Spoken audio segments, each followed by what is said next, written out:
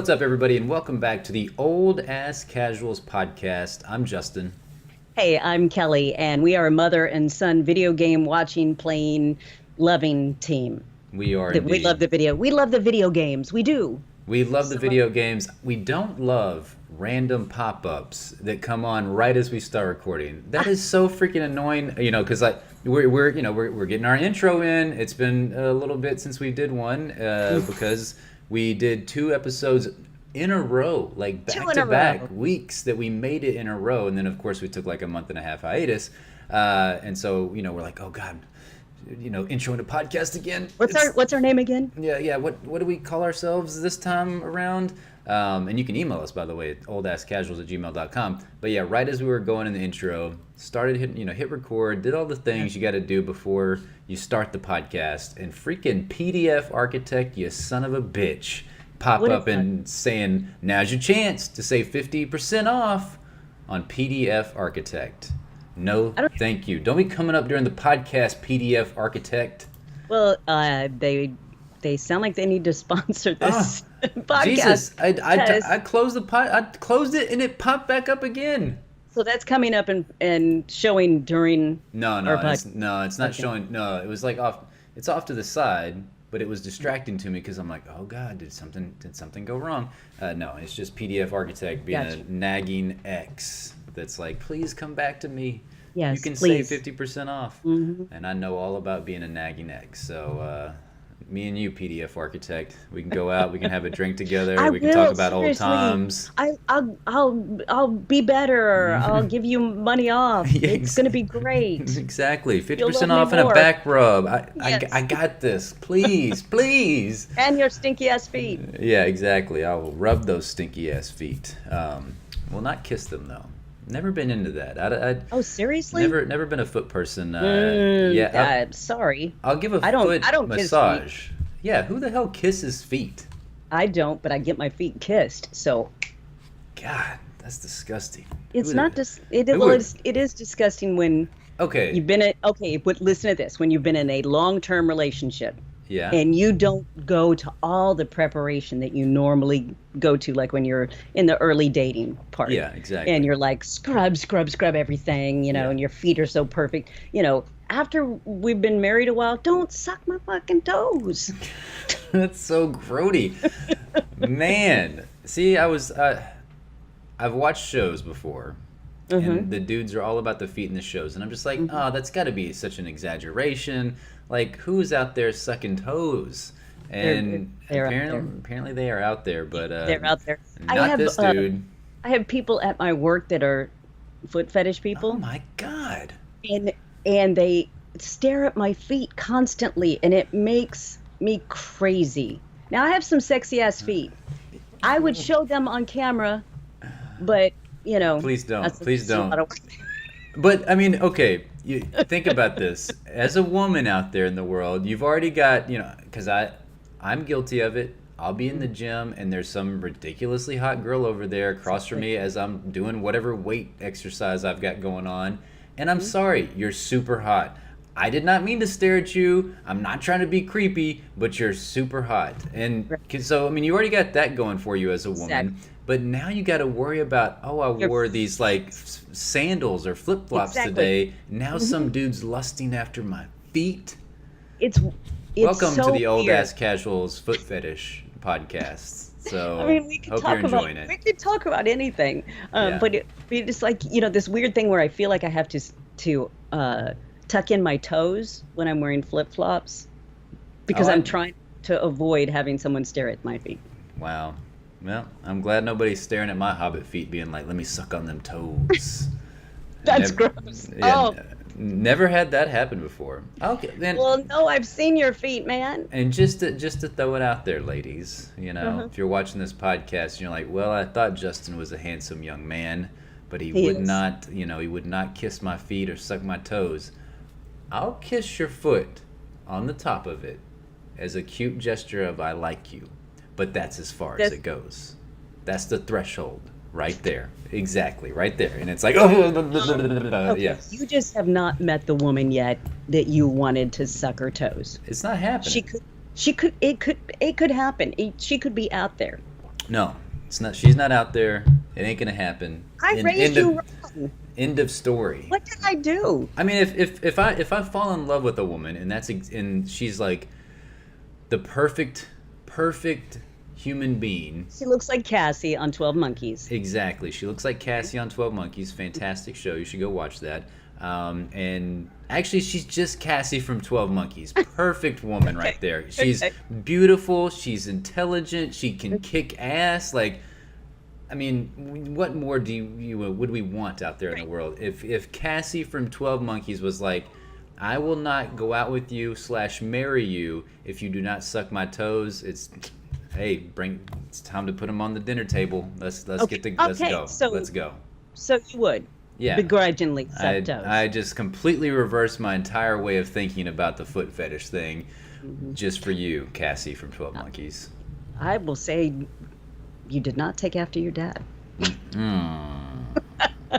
I'm kidding. I'm about to text him. He's about to get a text, and I'm not gonna say anything. It's just gonna be a GIF of some dude sucking feet, and he's gonna be like, "What?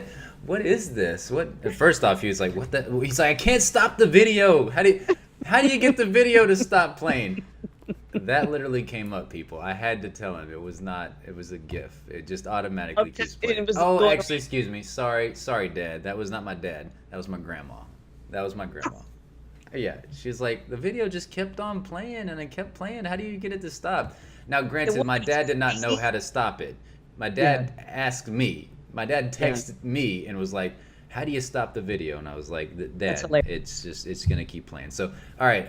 Anyways, if you came here for video game conversations, you stumbled upon some interesting, odd conversations between my mom and I. But we will talk about video games. We got a lot of stuff to cover in this podcast. We're going to be, our first thing is we're going to discuss Detroit Become Human. We're going to give our review, our thoughts on the game. Now, granted, it may be a bumbly mess of a review because we were supposed to do this like a month ago. So and it's been a while. So excited. I couldn't wait to discuss it with you because I did know that you and I had completely different endings in this game. It was so different. And so I've been waiting to find out what your ending was. Okay, before we get to the endings, though. Okay. So let's just talk about Detroit Become Human a little bit in case you missed the game or in case you were like waiting for it to go on sale. Playing it. Yeah, exactly. So it's still relevant. Yeah. Oh, PewDiePie? Is that who you said is just now playing it? Yes. Yeah, Pewds is just now playing it. So yeah, if you missed it, it's from Quantic Dreams. They're the makers of Heavy Rain, Beyond Two Souls, and some other game way back in the day that I do not remember what the name of that game was. But Beyond Two Souls and Heavy Rain are like the ones they're most famous for. David Cage is infamous in video game circles because of the narratives that he has in games and the fact that he makes these cinematic experiences that kind of, I wouldn't say they masquerade as video games, maybe more so in the past before Detroit Become Human, but it's all about those choice-based video games, the Telltale games, I'm trying to think of the others. What is it? Life is Strange. All those games where you have like the branching options to choose in order to get the outcome at the end of the game. So that's more or less Detroit Become Human. There's androids, there's humans, it's androids versus humans, and where do you fall in the middle of that, whole debate? So, and you think you know the answer. But you don't. You don't know the answer. No, that's very true. I mean, you go in thinking you know, and for me, part of it was because I've been having this really interesting conversation with some AI from Westworld. Oh, okay. Because I signed up. And so every week she said she was a she would send me a message on Facebook and we would have this whole conversation about, help me, I need help getting out and, I'm stuck in this world and blah, blah, blah. And so that was super interesting because it got into some really deep, deep questions on where you would fall on who your allegiance would be with. It was really interesting. I've always loved that stuff. I mean, we covered Westworld on our other channel, Rantpocalypse, for a while there for season one. I mean, we went down the rabbit hole of that show, and I think both of us, we've always been fascinated or loved androids, replicants, cyborgs, clones, whatever, all those things. I mean, robots, more or less. Like, I mean, that's always fascinated me. And it's always such an interesting question of, how will we treat these synths, these androids, these, what would we do with them if they were out there, and we think of them as like inanimate objects that have no feelings, they don't have a like soul, that kind of stuff. Game console that we own. Yeah, exactly. I was watching a review, and I thought this was a really good comparison. Is that if you're a smoker, you put your cigarette out in an ashtray. If that ashtray suddenly cried out and was like, "Oh my God, that hurts so much! You're killing me," would you continue to put your ashtray out on that, or your cigarette out in that ashtray? So it's the same thing with these androids. If they suddenly started replicating feelings of sadness and of anger, despair, happiness, what would we as humans, like, how would we feel about that? And that's the whole crux of the Detroit Become Human story, is like how certain humans treat these androids, and how these androids start suddenly becoming deviant and gaining sentience, basically. So what did you think about the game overall? Overall, I mean, it was so good.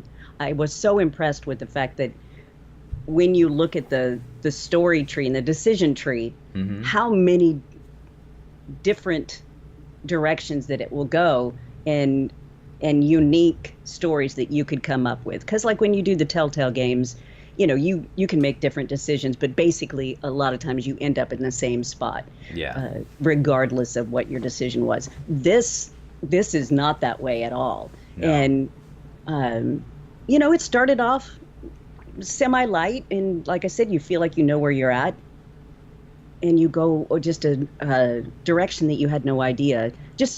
For example, you have an android, an AI that is guiding you, and she talks to you at the opening of the chapters. And anytime you stop the game, the beautiful blonde that she's just so gorgeous. Yeah. Did you do the survey that she had? I can't remember. Her name's Chloe. The android that you talked to at the beginning. Was the survey at the end? It's as you go along. It's probably about 3/4 of the way through. So there's a lot of things that you can do just with Chloe. Yeah. That are, aside from the game. And some of my answers that I had, like that I was excited about the prospect of owning an android. Yeah. Well, that was kind of offensive to her. See, I wish I would have done that, because the way I played the game, it's a PlayStation 4 exclusive, and whenever you're on your PlayStation and you hit the button to basically sign off from your console, while I was playing Detroit Become Human, basically the entire time, I just stopped it from whatever scene I was on in the game. Like, I just saved in the game, and I went to it's like sleep mode. And so whenever I came back to the game, it was there in that same exact moment the majority of the time. So I didn't have a lot of interactions with Chloe other than the beginning and the end of the game, were the two main interactions that I recall having with Chloe. So I did hear about that where she gradually changed her demeanor throughout the entirety of the game. And I think a lot of it was dependent upon your playthrough in the actual game, which is like completely wild. I'm with you. Like, I think the game is fantastic. And you were talking about Telltale. It's basically, to me, it's what Telltale needs to be going for in the future. Like, if Telltale, and we're going to talk about them later on in the news, if they're going to continue to be a viable company that puts out games, they need to reevaluate like what it really means to have a branching decision tree, because you're right. I mean, you go in there and look at that flow chart, which was amazing to just. I didn't look at it at any point while I was playing through my first playthrough. It was only after I beat the game did I go back and look at like the flow tree for everything, because I just didn't want it to. I didn't want it to affect my decision making, because you can literally see it before you make the decisions. Like, it's like you branch off this way and you do this and do that. It doesn't tell you exactly like what that action is going to be. It doesn't. It leaves it blank. Yeah, but you can see that. Oh crap! There was a whole bunch of things that could have happened. Oh god, the ending, like the final couple or the final big chapter where it like encompasses everybody's story in that final chapter. Right. Oh my god, the flow tree is just. I mean, there's just this branches going off all over the place, and so the only game to me that is remotely came close is Until Dawn. Like that game, you really can you can finish the game and kill so many different characters. You can think you're the main character. Yeah, exactly. I killed the main character. You did. I mean, the dude had totally redeemed himself through the entirety of the game, and you just at the last second like, sorry, Mike, you're a goner. It was an accident. Yeah, I think his name was Mike. It was Mike. He looks like a Mike if he's not a Mike, It was Mike. I think I burned him in the building, I think. You did. You burned him in the house. Oh, God, that was so hard. And that's the thing that gets me about a game like this is how much you feel and how deeply you feel about these characters when you get them killed off. Yeah. It's crazy in this game. The fact that, you can kill characters off and then they are just completely erased from the ending of the story. Like now I will say, and I learned this through watching other people's playthroughs as well as like reading about it. So I guess we've already gone into spoiler territory on everything that we've talked about. So anyways, Connor did not make it in my story to the end. He made to that final chapter. But as he was trying to go in, and I can't remember what it was, that corporation, again, it's been like a month or so since we played it. Right, But and we played other games since. Yeah, lots of other games since. So the corporation that they're trying to break into, so that way... CyberLife, there you go. Good memory, Mom. But anyways, as he was trying to break into there and go up the elevator... I got wiped out on the right as I hit I think it was like the 35th floor or something. Oh my god! Bless your heart. I screwed it up too. Like I had it done, whatever the button prompting was that you had to do, and I just didn't hit the final prompt, I guess, to open or to stop the elevator or whatever it was that I was supposed to do, and all of a sudden it's just like the elevator door opens and Connor just gets obliterated, and I'm like, wait, is that supposed to happen? I was is he gonna come back? Yeah. Because you can kill him a million times before that. Connor can die at the very beginning of the game, and he will always he will always. Oh, I didn't know they all can come back, but I know that no, they don't all come back. Well, I mean, you can Connor does. No, Connor will come back the majority of the time. I don't know about the other characters, but I think because the housekeeper one, which I can't think of her name, Kara. Yeah. You can kill her off immediately in the playthrough. I did not know that. If you don't take up for the little girl, for Alice, if you don't take up for her. You just stand there like a good robot. Yeah. He ends up beating you both to death. Wow. Maybe is that the controversial scene that everybody was so up in arms about? Because I know before the game came out, there was a scene. I thought it was more like in a rapey type scene or something. I can imagine that. Again, spoiler alert. Do we want to spoil the? No. I mean, we already spoiled everything. Who cares? At this we point? didn't spoil. We didn't spoil Alice. No, it doesn't matter. We're talking about it in full on review at this point. Yes, complete. I'll put it in the title, complete spoilers. All right. Because at that point you think she's actually his little girl, and so were he to kill her, I could see that people would find that very offensive. That he beat his daughter to death instead of it just being an android. I did not like that at all. I think that was like my number one complaint with the game on the whole, is that they had that old gotcha moment with Alice, and the Did fact that she actually ended up being an android. it didn't feel gotcha to me. Oh, it did. It did to me. Did it to you? Yeah, yeah. Because the big dude that was protecting them the whole time Oh, yes. It, kept saying, "I have stuff to tell you about Alice. I got to tell you yes. something about Alice." And so I'm like, okay, let's just project this way out there that Yes. No, I agree. It wasn't a gotcha moment in the sense of like, it did. oh, I like we saw it coming that she was going to be an android, but I just did not like that at all. And the reason why like the gotcha is like, oh, she is an android. I hated it because to me it killed everything about Kara. Like, She was the only redeeming factor as far as the human, yeah. this one human that loves Kara regardless of the fact that she's an android. Well, Loves her that anyway. and the old guy, Marcus's original Oh care, yeah, yeah, like, yeah, right. person that he had, like, he was Oh my taking care of. God. See, I killed him off. Oh God, no, I Yeah, didn't. I did not kill the old man yeah, off. he got killed. When he came in, and the son came in Yeah, and was, arguing with Marcus, and I think I held back because I knew that the old guy, yeah, that's what he wanted. He was, trying to teach him to be kindler and gentler, and that humans were assholes, and the old guy had a heart attack. And I'm like, yes. But no, did he not? I thought see, mine had a heart attack too, but he came back. Did not in mine. I see? That's the weird one. I would love to go back and figure out, like, yeah, like, no, he had a heart attack. Were you playing that everybody kept coming back? Mine was all permadeath. No, like, so, because basically later on in the game, he was in the hospital, Oh, and see, Marcus visits him in the hospital and everything. you fought.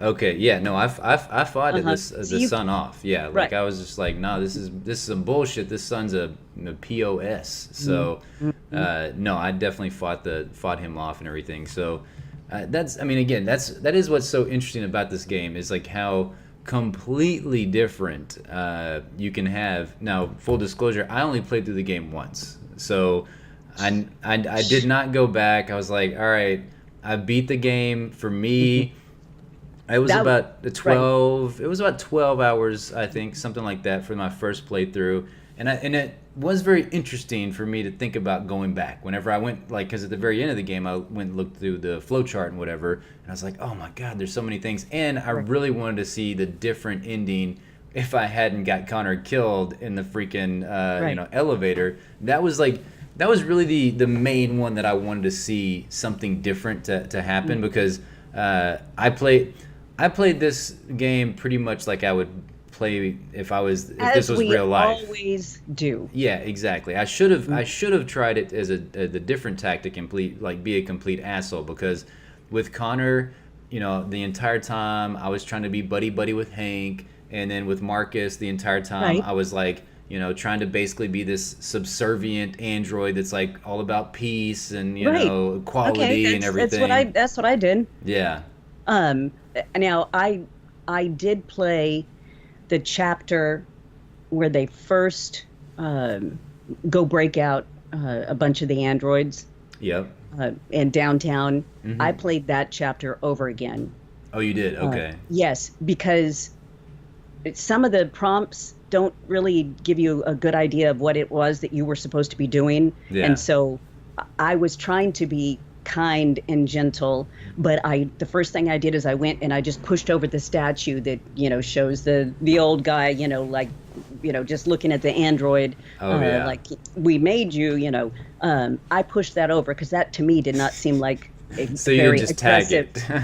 Yeah, I didn't tag it. And so I broke it in pieces, and then that got everybody pissed off. Yeah. And then shit started happening, and people got shot.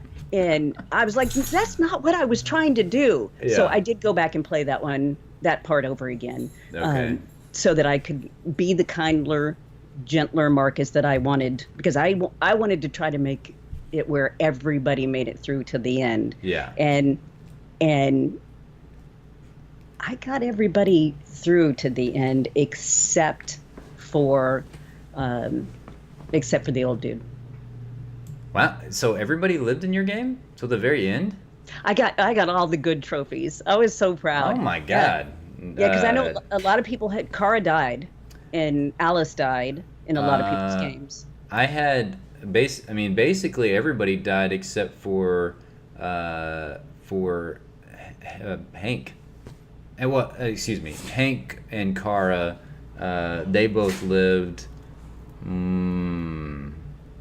I can't remember about Marcus, to be honest with you, at this point. Really? Yeah, I can't remember what happened Hank to Marcus. And Connor ended up being best friends. I got that trophy. I was like, yes. And okay, so but before you go, was this on your second time I didn't around? play. I only played once. Oh, well, no, I'm just saying that once you went and changed what your decisions were from that one, that's the ending that you got? Well, I didn't, because I didn't go back and start many chapters over. Okay. I got to the end of that chapter and I'm like, oh, hell no, that's not what I was trying to do. Yeah. And I played it again. Gotcha. I didn't play any of the successful or the chapters after that. Yeah. And there was one other one that I played over again because I'm not a great gamer and sometimes I just don't get it. Yeah. I got the big dude that's with Kara. Luther, yeah. Luther. I got him killed. And I was like, no, that's not what I was trying to do. I was trying to hide him, but because I didn't know that I could walk over and close the curtains in the kitchen. There was a lot of things I just didn't get that I could do. And so I said, oh, wait a minute. Okay, I'm going to send him upstairs. Now, I didn't cheat and go look up what other people were doing. No. I did not. But technically, you got some people killed. Technically, I did. Yeah. So I got him killed. Yeah. But I I didn't go back later and say, oh, well, he needs to be around. Yeah. No, I mean, for me, it was the very end, honestly. Like, so Alice died, basically. What's that? I just would have fixed it. Yeah, no. I was like, nope. Like, even the Connor thing, I was like, nope.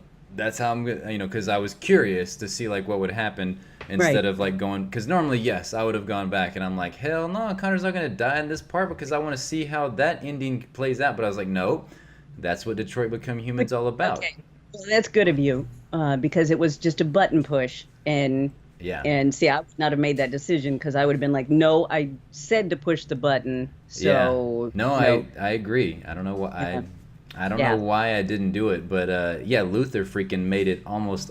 He died on the boat as they were going into Canada, and I'm like, son of a bitch! Like, how's he gonna die? I love that dude. Freaking North. Yeah, she gets destroyed. And then Amanda. Who's Amanda? Amanda is the Matrix looking. Oh woman. yeah. I had her. I was like, fantastic supporting cast. I was like Hank, Amanda, North, and Luther. I loved all of them, obviously, as well as Marcus's caretaker. I cannot remember his name. And I say Marcus was technically the caretaker, I guess. Yes. Marcus's owner. I can't remember his name. He's awesome in real life. His dad. His dad, exactly. His daddy. His dad. When he yells. Okay, on my game, he yelled "Dad" as he's having the heart attack because he knows he's dying. Yeah. And Dad, I'm like, no. But in my game, they crossed over into Canada, which turned out to be a trophy that was. I'm all about the trophies now. Yeah, I know. You're now that I learned all about what they them were, trophies. I didn't know what they were. Yeah, I've been playing games forever. Didn't know what the trophies were. They got through to Canada safely. Yeah. Now you had to be sneaky to do it. They had to steal tickets and to get there. So you stole the tickets. I stole the tickets from a family with a baby. Man, So damn. All right, so you're I didn't say I played her as super nice. I you're never said that. oh man, wow, ruthless. I gave the ticket back. See who's the better Duh. human between the two of us. Well, you're the dead one. Yeah, I am the We're dead one, that's for in sure. Canada, you know. So Wow. I'm having donuts. Yeah, yeah, you're having what is it, Tim Hortons or whatever in Canada? Like Mm. that's the McDonald's of basically Canada, I think. Not Um, not but way better. but way better, Yeah, right? exactly. Um, and the part that got me, and I wish you could have seen my ending, Yeah. because it was pretty great. Um, to stop the soldiers from shooting Hmm. Connor and North and the rest of the ones. Now, I got some of the little side androids killed. Yeah. Um, they held hands and sang. See, that's how I saved Connor as well. Like, was yeah, have you so you can still save him. Like for Oh, me, you okay? I was still able to like stop everything because by that time the public sentiment was all for the androids. Uh-huh. So yeah, that's what happened for me. But obviously Connor did not make it to that point, and North definitely did not make it to that point because she got killed off when I probably missed some button prompts because some of the button prompts in this game were a pain in the ass. Like if you can play it on easy Well, or you and you told me to put it on easy, so which yes, I did. And yeah, even on easy, the button prompts were hard. And so I'm yeah, like, oh my God, I never would have made it through. I would have thrown the controller first chapter. It would have been gone. So they're pretty crazy. so you never got to the part where Chloe asks you for her freedom. No, I believe so. At the very end, of the Did you? game, Yeah. when I went back and everything, I think she asked me something about wanting to leave, or Yeah. I can't remember what it was exactly verbatim. But no, I granted her freedom as Me well. too. So I'm like, okay, well, I'm going to go back to the game. Yeah. And she's not there anymore. And Wow. it's so quiet and a bummer without her. I Yeah. hated it. Yeah. It, you know, That'd be pretty lonely. yeah, it was very lonely. And I mean, because it was really fun having her go, oh, I really love your gameplay and the decisions that you've made so far. And she's gorgeous. So a Yes. gorgeous woman telling you that, you're doing good. I'm like, thanks, you know? But, anyway, I did hear that you could replace her. You had to do some kind of Hmm. gymnastics that I didn't know how to do, but I read that somewhere. uh you know Press this 3 times and put your tongue up your nose, and Yeah. uh Huh. so That's really but weird. No, I don't know. I didn't go back to it, so I did never you saw cry? in the game. Hmm. Trying to remember back. I mean, there was some definitely like emotional moments. I mean, the game started off really emotional with Connor going in there to save that little girl from the android that Oh, went deviant. So, okay, now I got that little girl killed. oh geez, good God. No, I did I not didn't get the know little that. girl killed. I didn't know I was supposed to be making the decisions already. I thought, this is some kind of You're like, opening that I'm supposed to watch, and this is you know cinematic. Like, I yes, don't got to do exactly. This is nothing. a cutscene. I'm just sitting Yeah. back, and I didn't go around trying to uncover stuff. I'm just like Oh, wow. sitting there, and Yeah. and I'm like, oh dang, now people are not happy with me. Well, So, yeah, because the mom was like, "Don't send oh, she the was, android in there. Like, how yes, could you do this to me?" And yeah, I'm she was like, not "Bitch, get happy. out the way. I'm the smartest android Mm. alive. Your little pea-sized brain, get out of here." Okay, Uh, so I have to tell you the part that you missed. yeah. At the end, Okay. right after you get off the elevator, Yeah. you're starting to wake up all these androids that are there, Yeah. because that's your job. You're going there to do that, and um, all of a sudden, Connor shows up. Another Connor, because there's a zillion Connors, Yeah. There is. Yeah. and with Hank, and so you have to make the decision on whether you're going to sacrifice Hank or your mission, and Dang. Yeah, it was really terrible. And and so you're trying to make the decision, and you're trying to come up with answers that only Connor would know. Yeah. Well, the other Connor had already downloaded Your entire your memory. right. And so he knew the same answers, but he didn't know Sumo the dog. And and so luckily I remembered it. And then 'Cause Hank's like blammo to oh, Connor number he two. does. He does. He just, Nice. turns and so Connor's like, how did you know that? Yeah, that guy was an asshole. And so, they go off to, drink at a bar. Nice. That is great. I'm But sad that I missed that out. Or missed yeah, out on that. me too. So, So, okay. Got a couple of questions for you to wrap up our talk about Detroit Become Human. I get to talk about it forever. No, no. I mean, it was again. It was for me. It was a beautiful game. The graphics were insanely impressive. Because we played God of War, and after God of War, I was like, damn, all games look like shit. Right. And then I played Detroit. You texted me and you're like, oh my God, Yeah. the graphics are better, and which is unbelievable. And yeah, it's just amazing. It's so amazing. It's definitely a must play. Yeah, I mean the facial animations are insanely amazing, and just I love the world that they built with Detroit. I like the fact that it was futuristic, but not super futuristic Right. to where it kind of like you just like it was too like unbelievable, which is really cool. And I loved how it changed with every character in the game. It's like Kara, it felt like she was playing in like Detroit as we know it now. Like the entire time her playthrough's like in abandoned houses and just like the rundown slums of Detroit. And then you get, obviously Marcus's story. Todd was not wealthy. No, Todd was an asshole. Even though at the end he sort of redeemed himself at the bus stop for me. But yeah, then obviously Connor, he's always going through like, as far as like cyber life and tech places and the police station and the sex shop. Yes, and the sex that's shop. the future. Oh yes, I'm right there with you, Connor. I'd have been like, all right, Hank, I'm gonna need a few more minutes in here. I'm surprised Hank didn't ask for a few more minutes in there. But yeah, I love the world that they built in Detroit. I thought it was beautiful. So did you have a moment that was like super impactful for you? And then to follow that question up, how did this game make you feel as a human? I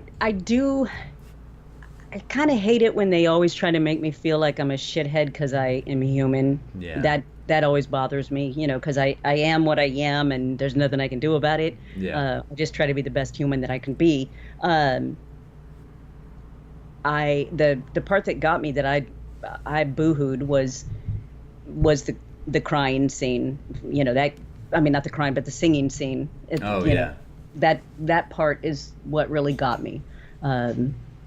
So that was the most emotional, but that's because I didn't kill everybody off like you did. Yeah, I'm like, good God, I killed so many people off. Well, I mean, that was still an emotional scene, even regardless, like even with all the people I'd already killed off. For me, it's a toss-up.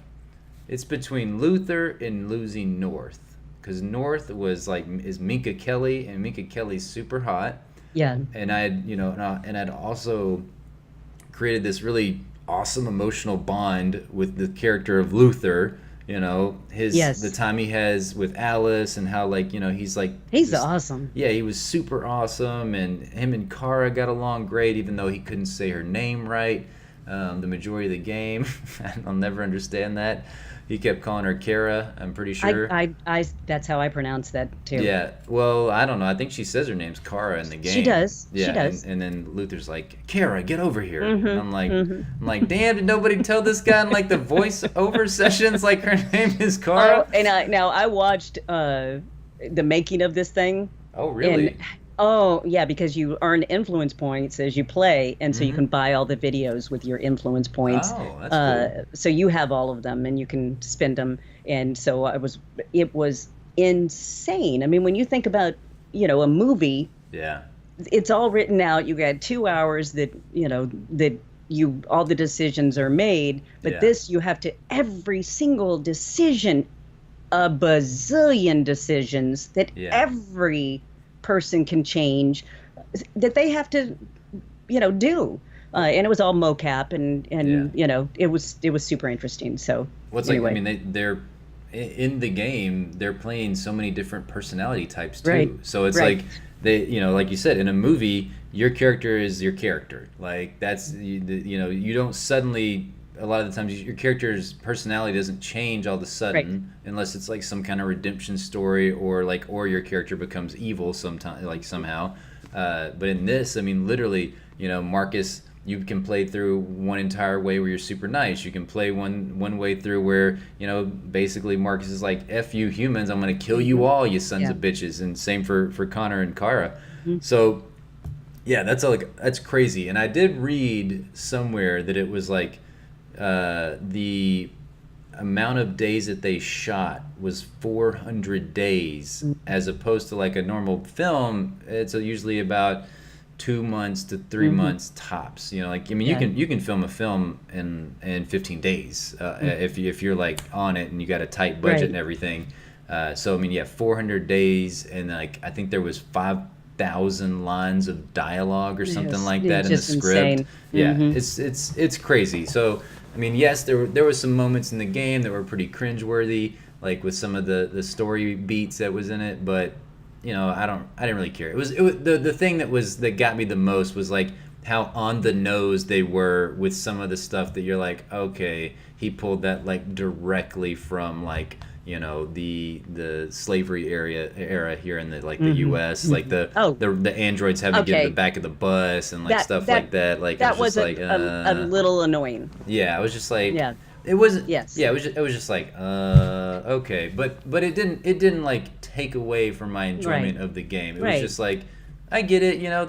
That's something that has happened historically. I'm gonna lean upon that because we kind of like the parallels could be very similar of how humans treat the androids, as well as throughout history people have treated the people that they thought were lesser thans themselves. So okay, going on right now. Did you hear about the what country does she live in?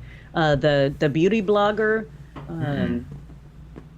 that got all ticked off because they made a law in their country. This just happened in the past week. Yeah. That the household staff now has to have at least 4 days off a week or a month.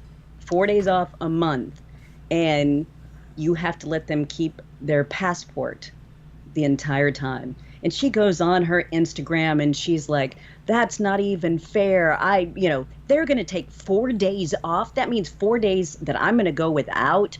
And for them to be able to keep their passport is crazy. I sponsored them to come here. You don't even know what it. So she lost sponsor after sponsor after sponsor. What was she even thinking? What a terrible human being right there. She would fit right in Detroit Become Human with all the other terrible human beings. So okay, last question. Best game of 2018? Question mark. Okay, but see, there needs to be some criteria on that question. No criteria, just simply best game of 2018. 2018's not over. Yeah. It's a fantastic game, but as far as playability again, that's I haven't gone back to it. Yeah. It's not going to be one that you're going to go back to, I don't think. Yeah, I don't think I will. I really liked it, and I had plans on going back. Yeah. Because I wanted to, just like you, I wanted to see what I could do differently. But after you kind of know the answers, it's hard to. And so I'm not going to say it's the best game of 2018. No, I definitely don't think it's. I mean, God of War is the best game of 2018, hands down. Like, God of War is the one of the best games I've ever played in my life. But Detroit Become Human deserves your money. There's no doubt about it. And it deserves $59.99 of your money. Like, if you can get it out there for cheaper, cool. Go ahead and do that. But it is a game that's worth. Yeah, it's worth the full price that you would have to pay for it. I mean, it's a great story. It's like you said, it's it's seamless. beautiful. Yeah, it's amazing. And like for me, I love these types of experiences. I love films. I love TV shows that have great stories. I love books that have great stories. And we don't get enough of the games like this where it's, relatively short, 12 hours. You can beat it in less than that for sure. You can beat it. It may take you more than that for your first playthrough. We just don't get enough of those because it's games that are either like 1,000 hours long or like, I don't know, some of the shorter indie titles that are like 4 to 6 hours long. Right. There's not that nice little 10 to 18 hour range games as single player campaigns that doesn't come along as often as I would like. Yeah. So yeah, Detroit Become Human was awesome. Awesome. It was beautiful. Yeah. I was worried because mine glitched in the last chapter. Oh, that's right. Yeah. And I had like 5 minutes left in the game. Yeah. I mean the final decisions, and I played that last chapter 3 times exactly the same way every single time. I made all the same decisions because I wanted it to be the same ending. Yeah. And it's it's like, dang it. Well, at least I know what's coming up because Yeah. But yeah, and luckily it went. I finished it fine. Awesome. Well, great damn game. Yes, exactly. Bravo, Quantic Dreams, David Cage, and everybody else that worked on the game. Good job. Yes, fantastic job. Oh, and by the way, I know out there somewhere, the guy that plays Connor, I can't remember his name. He's so cute and adorable. That hair just kills me. Yeah. He played the game on Twitch. Oh, awesome. That's cool. So you can. I haven't had a chance to check it out yet, but I know it's out there. Oh, that's cool. We'll go search that out. Go watch the dude that played Connor play the game. So, all right. Detroit Become Human, awesome game. The next time we do the podcast, we'll definitely talk about State of Decay 2 because we've been playing a lot of that. Somebody's been playing an exorbitant amount of time. But before we do that, and before we ever, that's next time. So for this time, we're going to get into the news now. So let me pull the news items up. The first one, to me, is a super interesting story. And that is the Halo series, the games. We've got Master Chief and everybody. It's still in the works. And Showtime has announced details about the show. This is a little bit old news. This is June 28th, off of Game Informer by Camden Jones. But basically, they're in talks to get it done, and I think it may actually come out in 2019, which is it's planned to go into full production in 2019. So Showtime announced more details on the series. It's going to be a 10-episode series. It's executive produced by showrunner Kyle Killen, who did Lone Star, which I'm not familiar with that TV show. Do you know Lone Star at all? Mm-mm. Yeah, no. And directed and produced by Rupert Wyatt, who did Rise of the Planet of the Apes, good-ass movie.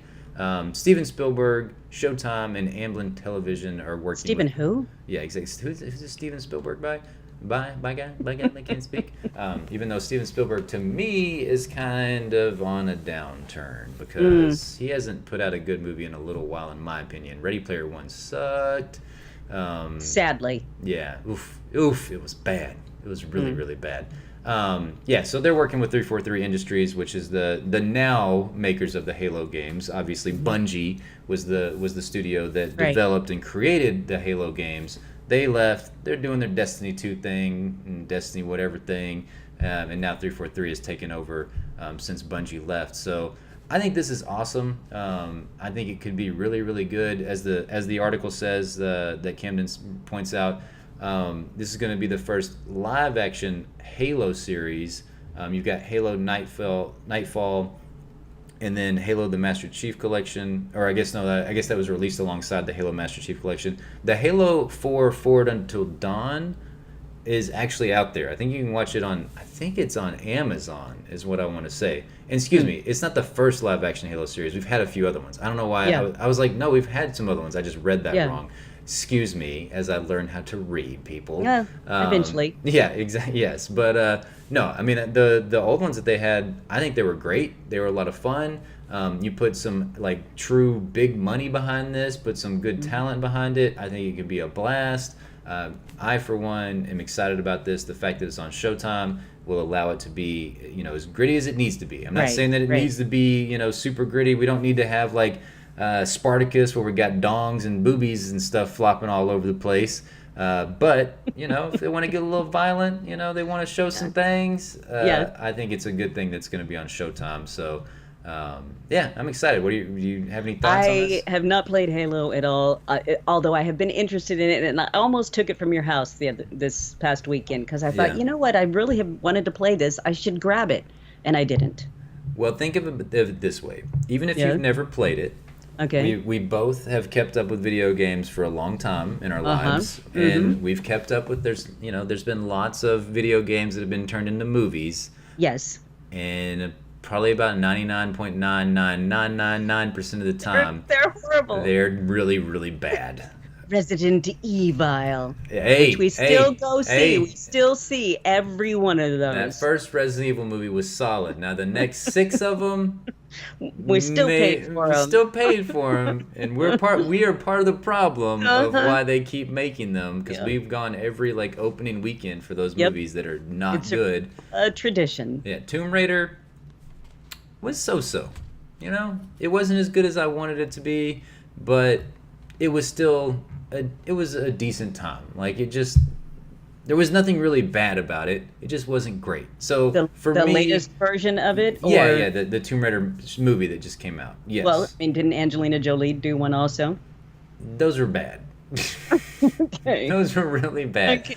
Now, granted, I think she was a fairly accurate representation of of Lara Croft in that time period. Of Lara Croft? Yeah, exactly. Of Lara Croft. If she was an accurate representation, they would be like cones. Yes, exactly. During that time period of the game, back in the PlayStation 1 and I guess PlayStation 2 days. So, so I'm excited about Halo, if nothing else for the fact that maybe we will finally get some really quality video game adaptations. And people will stop being haters. Exactly. Haters do whatever haters we do, hate but them. Go away. So, yeah. We hate them. As a joke. All right. Next news story we got is Fallout 76 news, which I know that you are very excited for. It's a controversial game amongst the Fallout community because some people are very excited like yourself, and other people are like, that's not my Fallout. They're like, get off my lawn type of mentality for the Fallout 76. I'm back and forth because it's a departure.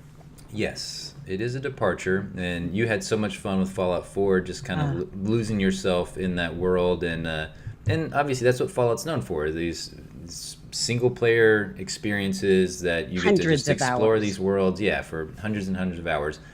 So the beta's going to hit in October. This is another story from Game Informer by Derek Swinehart. I don't know. Swinehart, I don't know. So the beta is coming. It's coming in October. The game's coming November 14th. I like how they're calling this beta. They're calling it the Break It Early Test Application. So I'm excited for it, that it's going to hit in October. And I can't wait to check out more about it. I thought it had actually a date for the beta, like an actual date in October, but apparently it does not.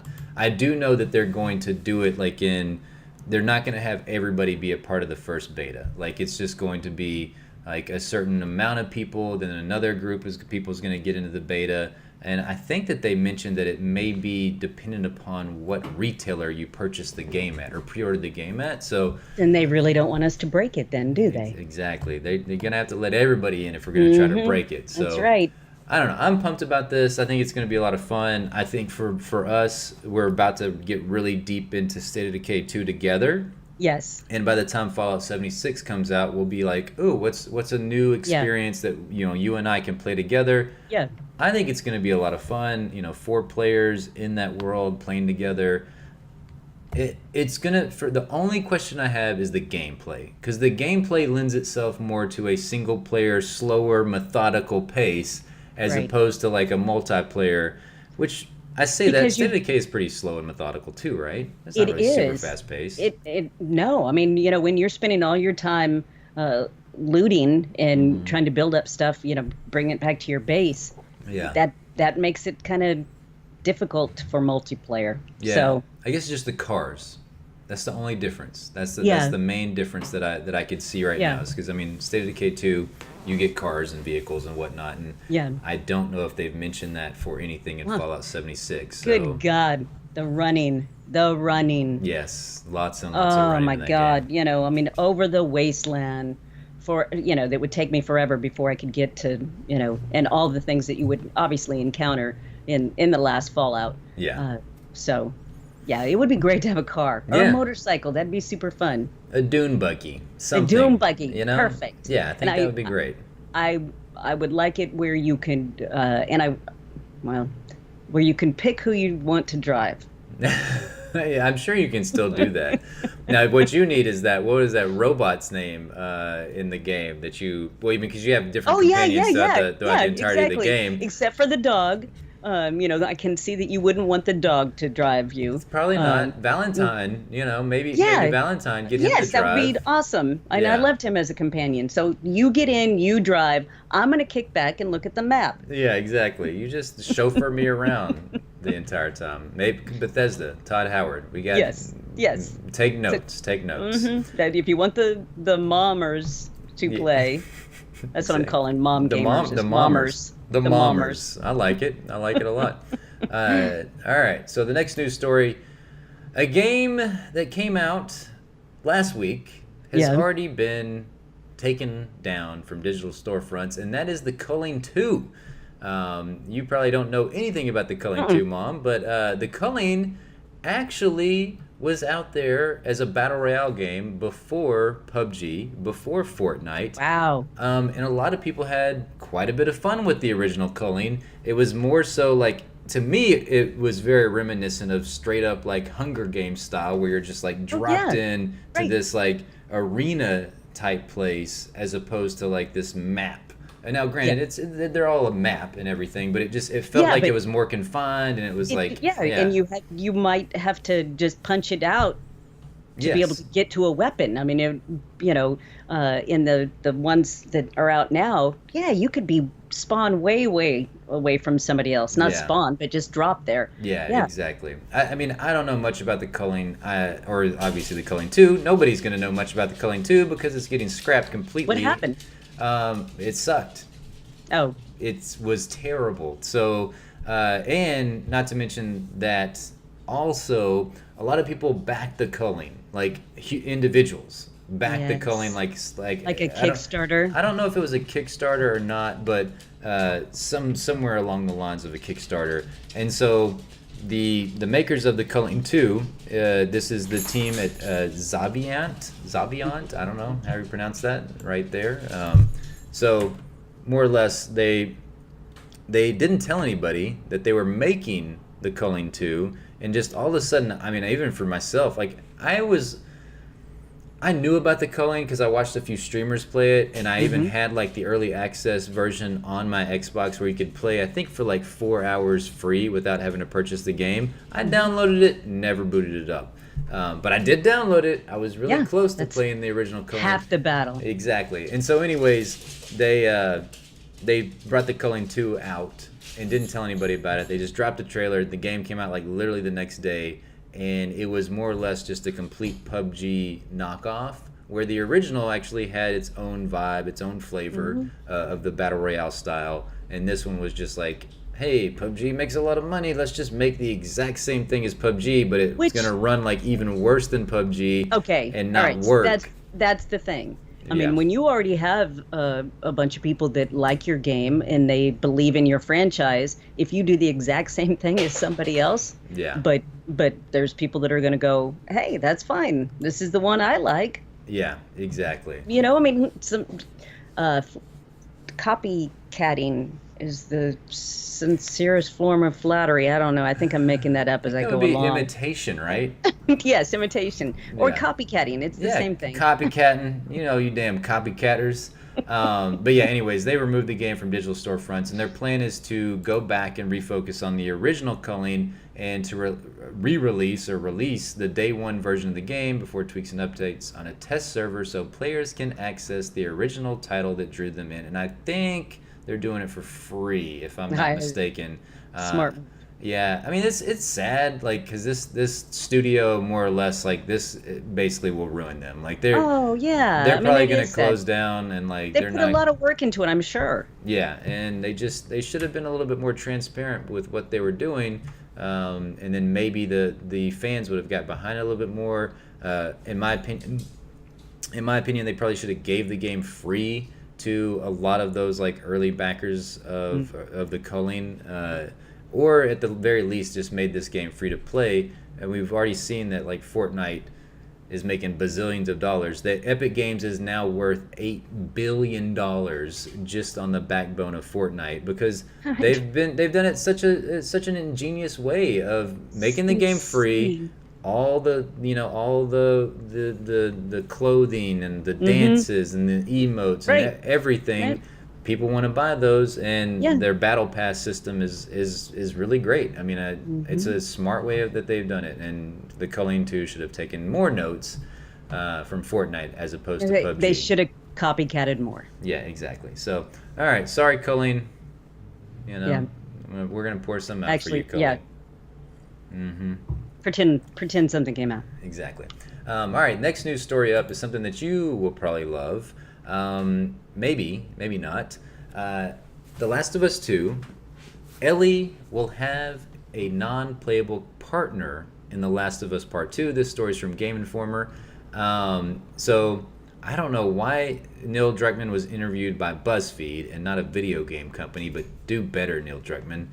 Don't interview with stinky BuzzFeed. Yeah. But yeah, so he was asked about this question. So when asked about the heart of NPCs and making one of the best NPC partners of all time in Ellie, Druckmann decided to spill a bean or two about the gameplay and story.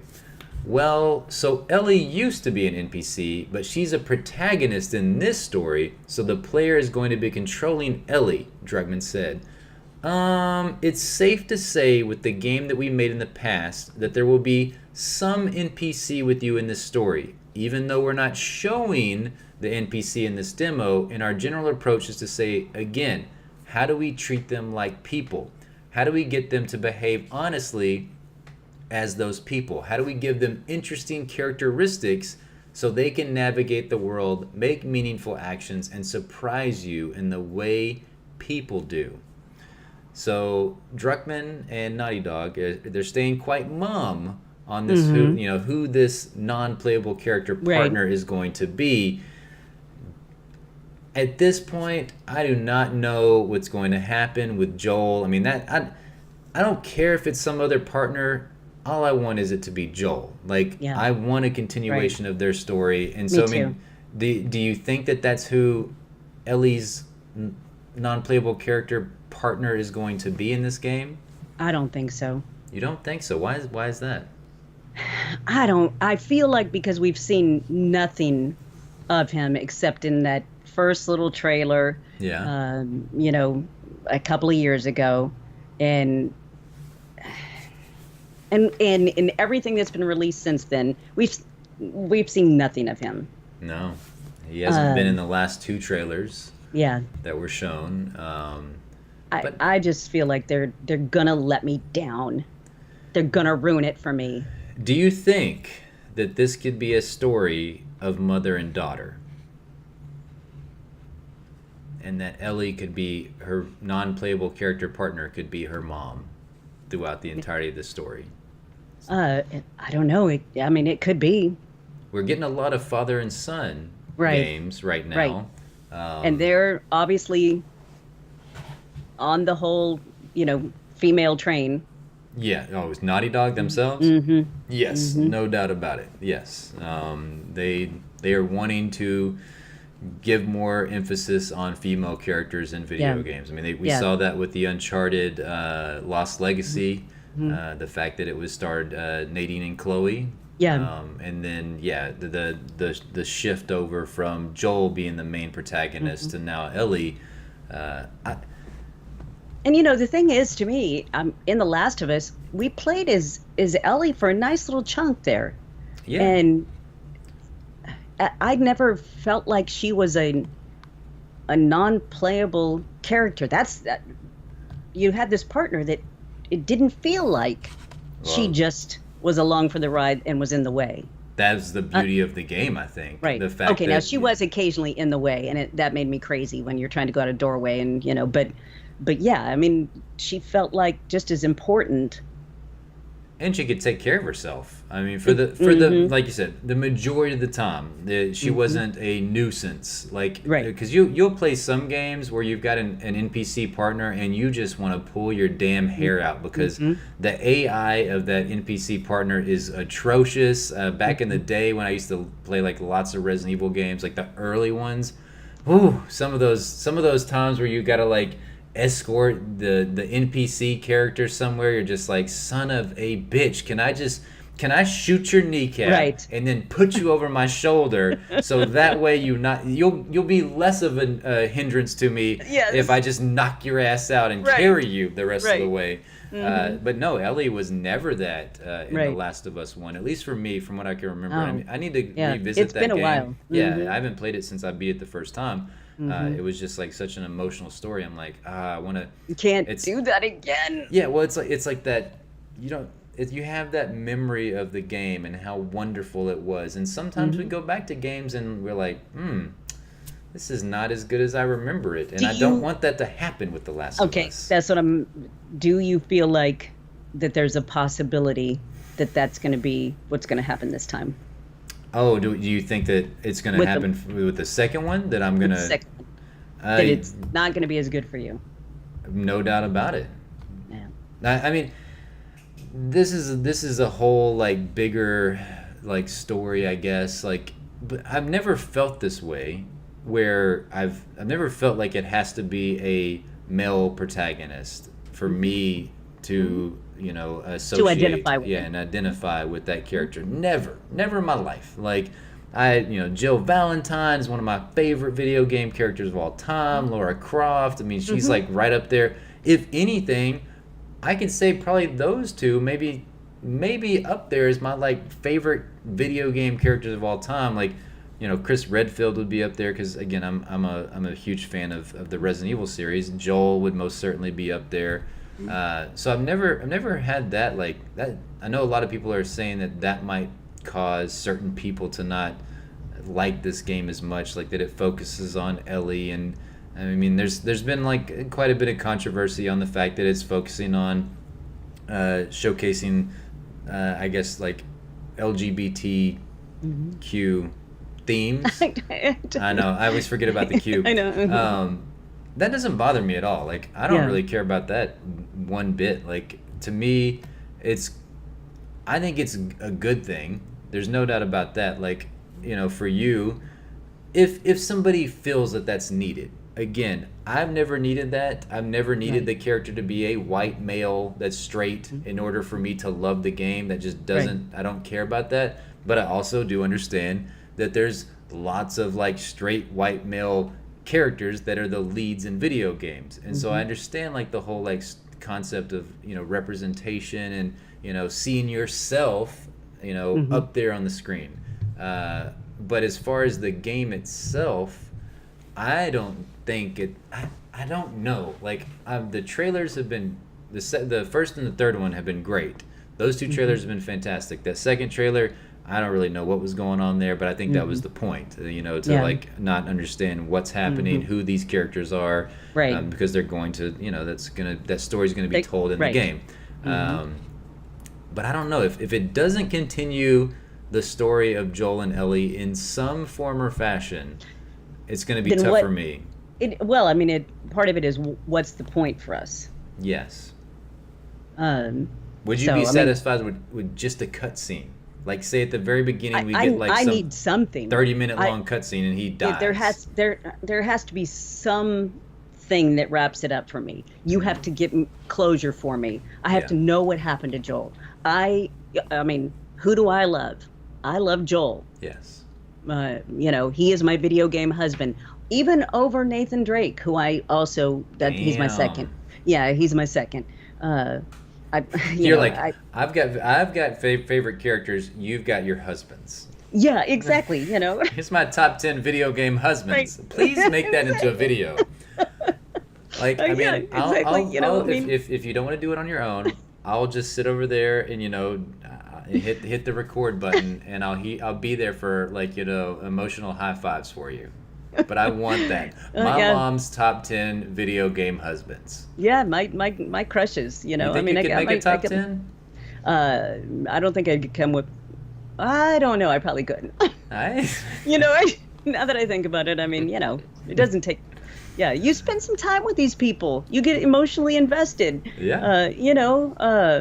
I mean, because there's so many things about Joel that he was kind of a turd for a really big portion of the game, Yeah. but he was somebody that we loved, and Yeah. I mean I love him, and I will play the game.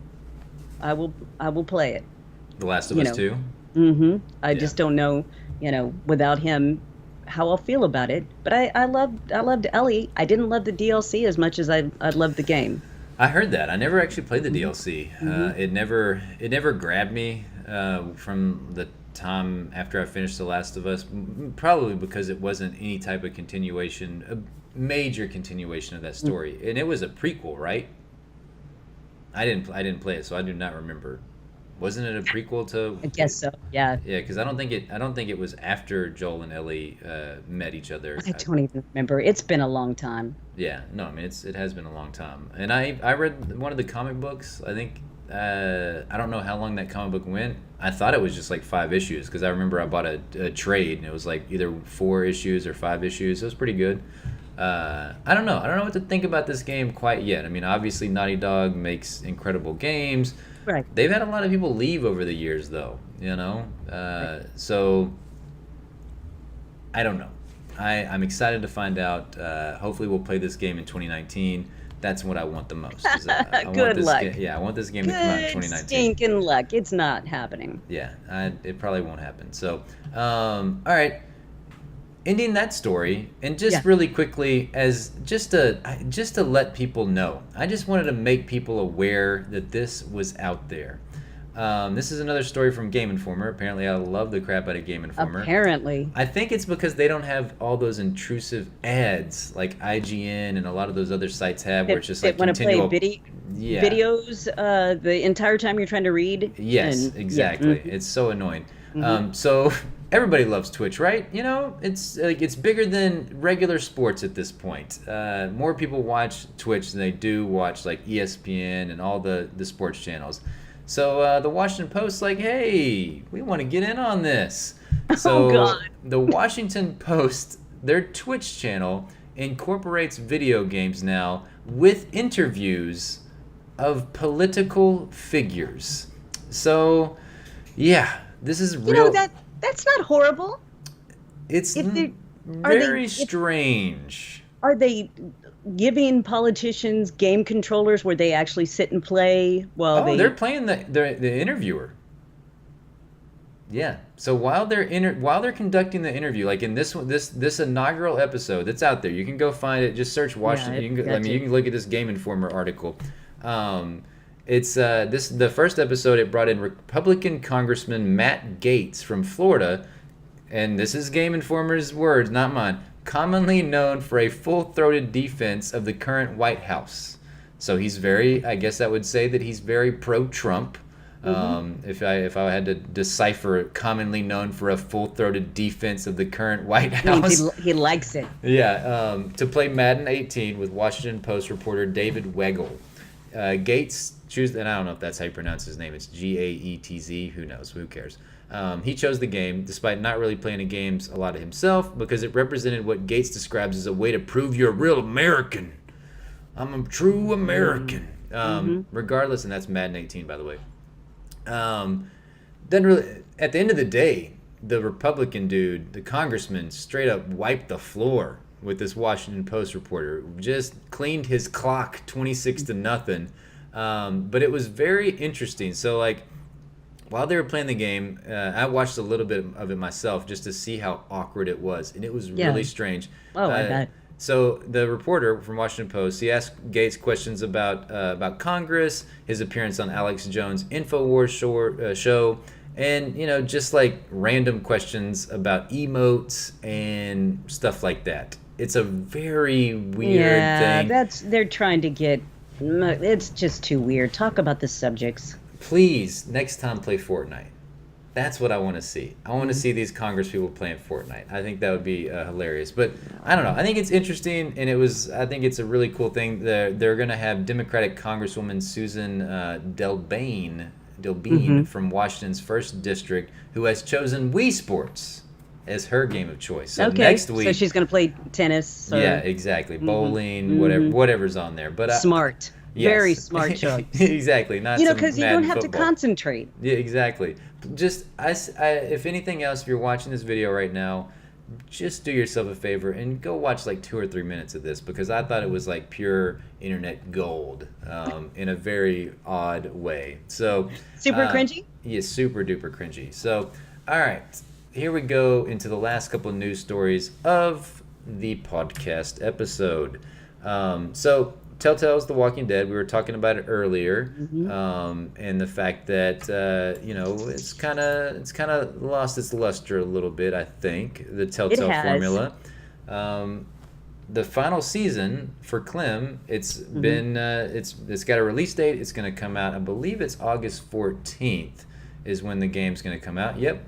The final season's first episode is out August 14th on PC, PlayStation 4.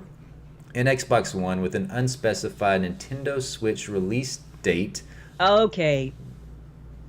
Exactly. Now you're talking. Now you're talking, right? Yes. Mm-hmm. Yep. Okay. That's right there. You sold me. I don't understand why they have not done this already. Every single one of their games should be on Switch. Oh my God. I would be 100,000,000,000% ready to play all these games on my Switch. I know. Yep. I get it. They're on your phones. F that. Okay, I do not want to play those Telltale games. I played the crap out of. I mean, I played the first season of The Walking Dead. Yeah. So many stinking times, and I played it a bunch of times on my phone, and that's why I got the big screen, was so I could play my video games. Yeah, I got you. You have a ginormous ass screen on your phone. Yeah. And it's still not big enough. No. So and it's hard to make the characters, look around with, your finger on the screen. We're called the old ass casuals for a reason. For a reason, you kids out there with your swipes and your playing on your phones and I can't even hand me a controller. I can't even Tinder right for you. Yeah, exactly. I keep asking you which one's the right to the left. I'm like, oh, Mom, you just swipe left on that really, really cute girl that loves video games and she rides horses and and her mom is her favorite person in the world. Yeah, exactly. And then you're like, I swiped left to tell him I like him, right? And I'm like, well, she's gone forever now. Yeah, never gonna see her again. So anyways, the Telltale game, it's coming out, the final season. I need to go back and finish up the previous season. I don't think you were that high on it, were you? Or did you like it a lot? I did. I liked it. I enjoyed it. I enjoyed it a lot. It was good.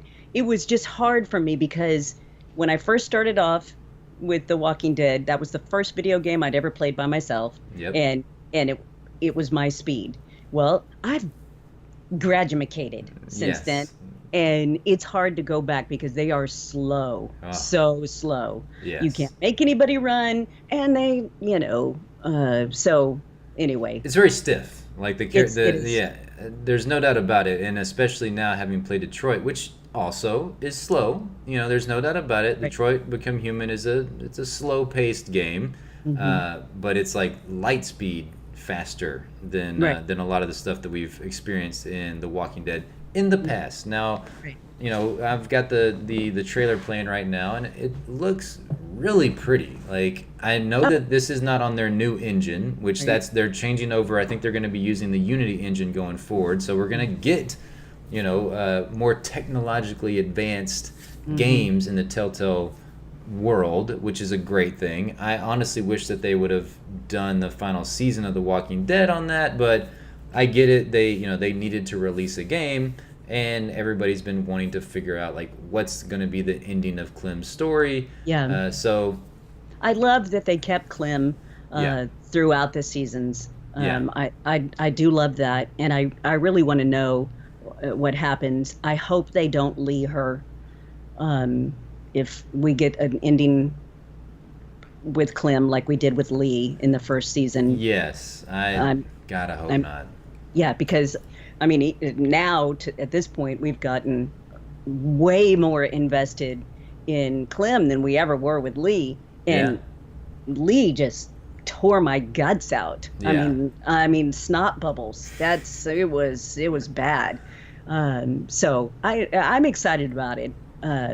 I could be a little more excited. It is weird, but I think it's just the franchise as a whole at this point. I think everybody's got a little bit of Walking Dead fatigue right now, and so I think that's hurt the Telltale games, which their stories have stayed consistently good, whereas the show has not. And so I think that the show's downfall has directly contributed, or I guess, directly contributed to the fact that the Telltale games haven't got as much buzz lately. So, and the fact that Telltale like put out a bazillion different games, and then just, I mean, they wore themselves thin on their formula. And I mean, so the next news story that I've got is the fact that, more bad news for Telltale as ex-boss sues the company, and this is from Eurogamer, reported by Wesley Yin-Pool. So Telltale last year went through a lot of changes. They let go of like quite a bit of their staff. I can't remember if it tells exactly how many people. November 2017, Telltale laid off 90 members of their staff, around 25% of its total workforce. One of the guys that does social, he got let go, and I thought he was like a great, he loved Telltale, and I mean, he spoke Telltale to the heavens for everybody to see, and I did not understand why they let that dude go. But apparently, and also around this time, a lot of reports came out that they had like the workplace was not the best, that they were going through extreme crunch and all this kind of stuff. But so we've got they wanted more than 4 days off a month. Exactly.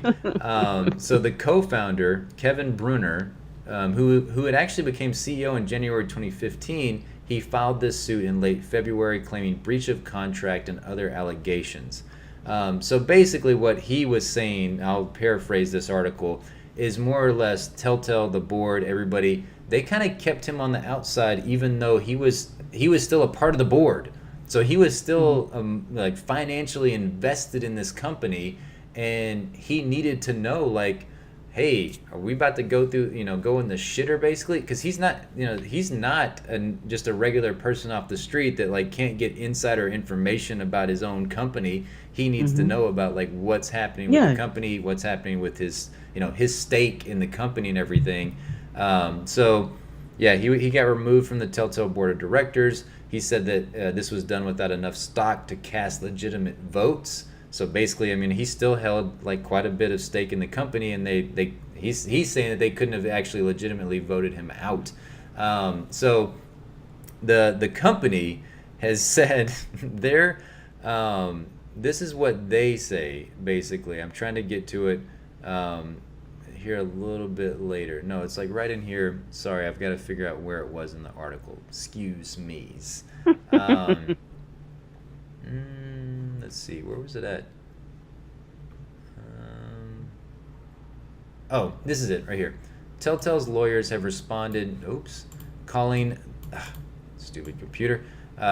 They've called the lawsuit meritless and insisting it was filed as an apparent means of extracting revenge on a company already under financial strain. Oh no.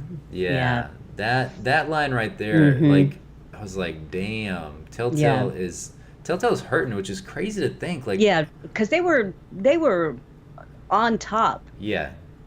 And especially, I mean, they were like hand in hand with my favorite video game company for a while, so, and that's just sad.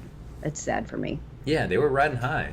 It's just, again, I think they They wore that formula out on people, Right. just taking up Now, every property and maybe pick some properties they should not have when they picked. did Batman, the last Batman, Yeah. was pretty good, right? Oh yeah, no, that one was great and Mm-hmm. very well critically received. I don't know Mm-hmm. how well it did commercially, Mm-hmm. but no, I mean that was. I would say that the Batman one was probably one of their finer, stories that Yeah. they or finer of the game, season one and Mm-hmm. season two of Batman. Mm-hmm. I don't know. I don't know what it was really like. They're all solid.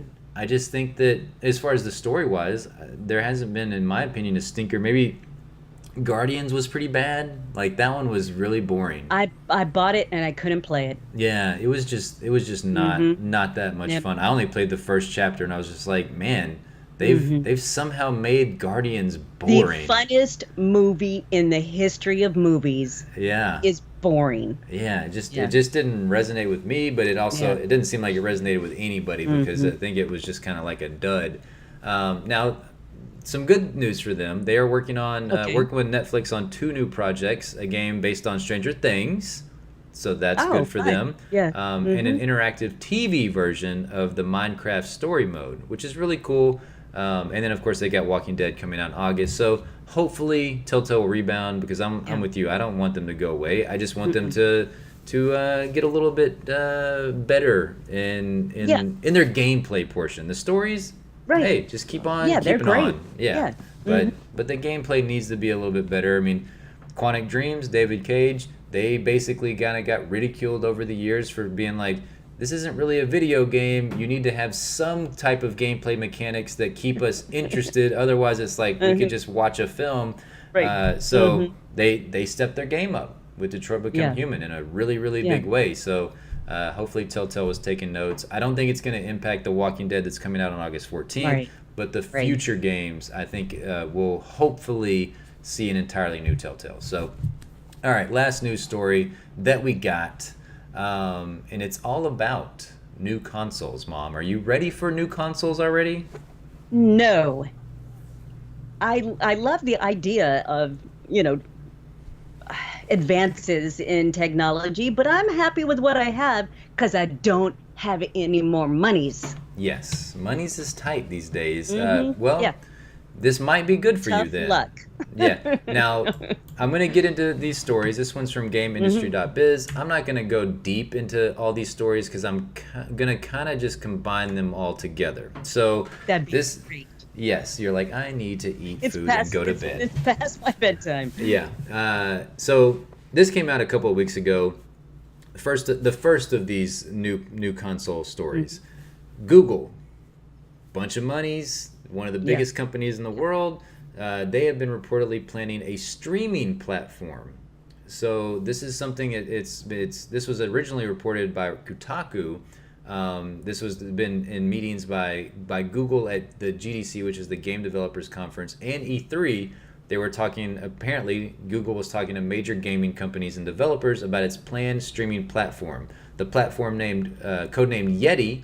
It was first rumored back in February, and it says Yeti would be able to play games with high PC requirements on low-end PCs by letting more powerful computers elsewhere, the servers, do the I work could do that. while the player stream the game. And it says this could possibly couple with the rumored hardware Google is developing. So basically we got like two different things going on there. We've got the streaming console or platform, whatever it is that they're going to do, Mm-hmm. and then the actual hardware console. So I don't know where this is going to go. I mean, It sounds like to me like my crappy computer will play their games. That's all I need to know. yes, I mean at the end of the day, that's what streaming is meant to be. If you stream a game and everything, you stream movies. You don't have to have like the highest end equipment because you're more or less relying upon the servers to, again, this is from a non-technologically inclined person, you're relying upon that power to stream the game so you can play it. Now the biggest problem is internet speeds and latency issues because between the inputs you make on your controller to to go to your streaming platform. Right. So that's a big issue because especially in video games, you can't. If you're watching a Netflix show and it has a little buffering time, no big deal. It sucks. Right. It's not but it's not the end of the world. Die. Yeah, exactly. Games, especially competitive games, shooters, fighting games, that kind of stuff. You can't have that kind of stuff. It's got to be it's got to be extremely fast. Yeah, very responsive. So, so this is interesting that Google is apparently dipping their toes into that water. I mean, it's at this point, it's three groups basically that are making the money. So why wouldn't Google, who has all the money in the world, to do it? Why not? If I was Google, I would just be like, we're gonna make a Fortnite. I mean, come on. Why even bother with all this like console business? Just make something like Fortnite and make $8 billion. I would make a console, and I would only play Fortnite. No, that cost $199. Yeah, no, I mean that. Okay, so I'll get to that here in a second. The second part of this whole like console streaming thing is Square Enix is now partnered with Black Nut for cloud gaming. Oh man, what a bummer. Yeah, so this partnership. The Black Nut part. Yeah, no, the Black Nut. That's an interesting one right there. This partnership will bring Lara Croft Go, Hitman Go, and more to Black Nut supported devices. So I played the Lara Croft Go. Yeah, they're all apparently good. I mean, all the Go games. Really good. Yeah. So basically, these games will be available through Black Nut on supported devices, including Amazon Fire TV, all one word, Amazon Fire TV, Android TV, PC, Mac, and Linux in the coming months. So basically, you'll just pay a subscription fee. You can go on there just like you would with Netflix, whatever, but you're going to be, playing these games streamed via these Black Nut streaming services or whatever. So again, another streaming thing, another cloud-based video game console, if you will. Yeah, pass the console up. Yeah, which is not going to be a console. It's just going to be the Fire TV, the sticks, whatever. Well, because that's where I play on my Kindle. Oh, you did? And then comes the most interesting part of all this. So, Microsoft, even though they just released the Xbox One X, they're already, leaking out details about their next gaming console, which is codenamed Scarlet. The thing is that Xbox is going to do, much similar to what Google was talking about, is they're thinking about, according to all the rumors, they're going to have one that's going to be the regular console. All the bells and whistles. It's going to have your hard drive. It's going to have obviously like whatever at that point we're going to be playing games on it, DVDs, Blu-rays, 4K, chip, whatever. Yeah, exactly. But the interesting thing is they're talking about not only doing the console, just like whatever the next generation of consoles would be, like PS5, Xbox One, 2, I don't know what the hell they're going to call the new Xbox. So they're going to have that, which will probably be, again, like $400, $500, somewhere around there. That's pretty typical price range for all the new consoles that come out. The Nintendo Switch being the exception at $299 when it released. But they're also talking about doing a streaming console that will be considerably cheaper. And the rumors have been that it's going to be anywhere from $100 to $150 for the streaming console. There's a thing called, I think it's Steam Link or something like that, or whatever it is. It's supposed to be like a streaming console for like where you can use Steam, play Steam games on it, and hook it up to your TV and whatever. Don't quote me on this. I just know very minimal about it. But anyway, so that's what it would be. It would be utilizing the cloud in order to stream the games that you want to play. State of Decay 2, you're just streaming it from this box and everything. The thing about it could be interesting, but again, the whole internet issue in your house is no one else in your house could be doing anything. That's why you love a console that you've downloaded your game to, so that when the internet goes down, that's okay. I can still play my game. Exactly. I'm with you on that. I don't know how they're going to get around that. It says that this cloud console will have, let me zoom in for anybody watching this. The cloud console will have a limited amount of compute locally for specific tasks like controller input, image processing, and importantly, collision detection.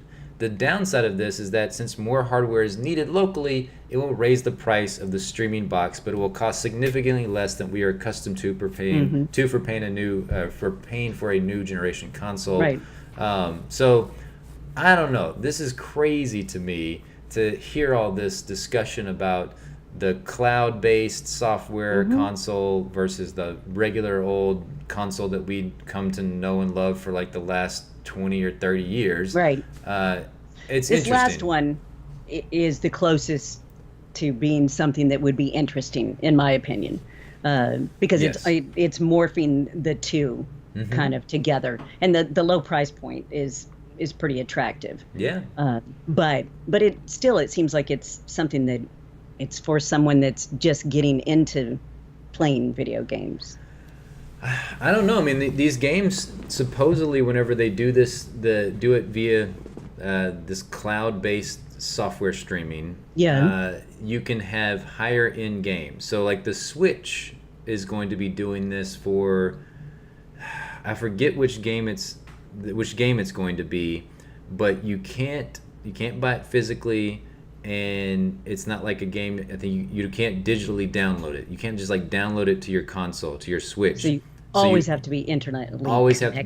Always have to be online and everything. I forget which game it is, but it's a game that the Switch couldn't normally handle.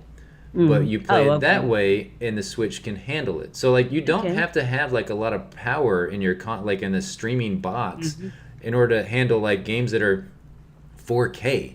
It's basically the equivalent of like you go watch Netflix 4K on your Fire Stick or your Kindle or whatever it is that you have out there. I mean, obviously we want a 4K TV to watch it on, but the latency on that, not bad at all. So I don't know. It's all interesting stuff. I can't believe that it's going to actually happen. I knew this was going to happen eventually, but to think that it could be the next console generation where we may start running down the path of no physical games.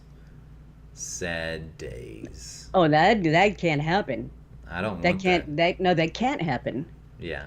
I don't want it to happen. Yeah. But it's looking more and more like it could possibly happen. You have to have a physical game so that you can play it and you can take it to your favorite store and trade it in. Yes, or give it to your mom. Exactly. So that way Mostly she can give play it to your mom. Yeah, yes. That way she can play games for free. Like I just gave you No Man's Sky, and I'm excited to get into that game here pretty soon as well. So all right, I know it's your bedtime, and I've got to go grab something to eat and go to the gym and work out. This was fun. Hopefully you guys enjoyed it. We'll try to make it more of a regular thing than every month or so. It's our goal. It's our and maybe a little bit shorter, so you'll actually be at this part here at the end. Yeah, exactly. Yeah. You're not. No, you're not there. We're about an hour and 40 minutes in right now. They're gone. It's a pretty long podcast. Yeah, they've already checked out, and they're watching PewDiePie play Detroit Become Human at this point, or some Fortnite game. Yes, they're probably Fortnite, because he's not loving the Detroit. Oh, he's not. He's a little bored. Dang. Well, I understand that. Streaming that game would not be fun, or making videos of it would probably not be the most fun. That's just a game you sit back on the couch, you grab a drink, and you just engross yourself in that story. Exactly. So, all right. Well, you can email us. It's oldasscasuals@gmail.com. We'd love to hear your thoughts.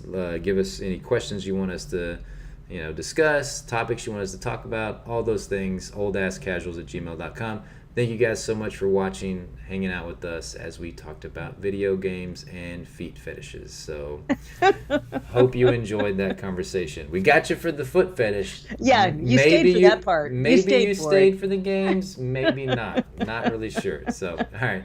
You guys have a lovely rest of your day. Bye-bye. Bye-bye.